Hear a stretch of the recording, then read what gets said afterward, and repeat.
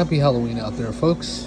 Today we're going to look at the Quartet of Torment, the new Hellraiser box set containing the first 4 films on 4K, sourced from the original camera negative. As you can see, this is an Arrow release with a fantastic hard box case and just some terrific artwork. It includes this booklet and has some really interesting production stills and essays talking about the first 4 films. And we have as well the slipcase. Let's see if we can get this thing off without too much fuss. And then you have the discs themselves.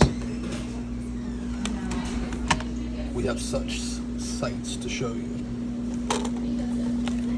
And the disc art. And as you can see, I think the disc art might have been a little bit more interesting than what they went with, but apart from that, I've got no complaints. This is a really interesting physical release. And I will say as well that the 4K scans, the transfers on these 4 films is quite good. It's not reference quality. You can definitely see that the source material was probably as good as it was going to be, and so when you watch these new 4K transfers, don't expect revelatory PQ and AQ, but I certainly think it's very good and certainly the best it's ever looked.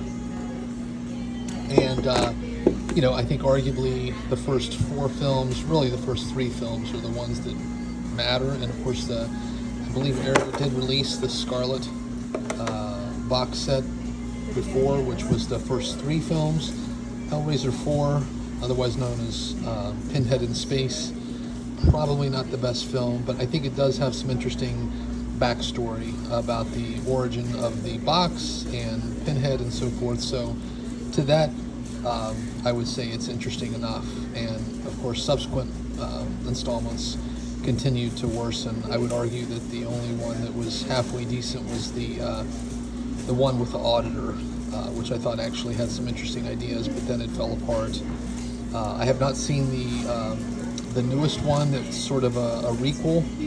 I look forward to catching that at some point, but it doesn't have a physical release at this moment. It's only available on Hulu, I think, and I don't have Hulu, so there it is. But again, Hellraiser 1, terrific film. I remember seeing it in theaters and being really creeped out, and I think it holds up tremendously well.